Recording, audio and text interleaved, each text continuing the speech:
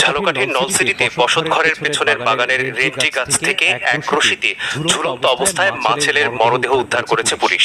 রোববার সকালে উপজেলার মগড় ইউনিয়নের রায়াপুর এলাকা থেকে মা রুবি বেগম ও ছেলে আসাদের মরদেহ উদ্ধারের বিষয়টি নিশ্চিত করেছে নলসিটি থানার ওসি আব্দুল সালাম।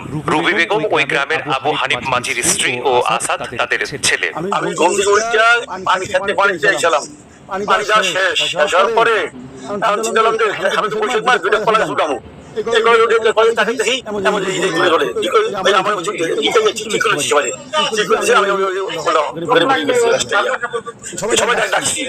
খবর পাইছি যে মারা গেছে, দুজনে গাছে দুজন ঝুলতে আছে। পুলিশ আইসে আসলে গালা গাছ কাটতে নামাইছে। তবে প্রাথমিকভাবে ধারণা করা হচ্ছে তারা দুজনে আত্মহত্যা করেছে, কিন্তু মৃত্যুর সঠিক কারণ জানা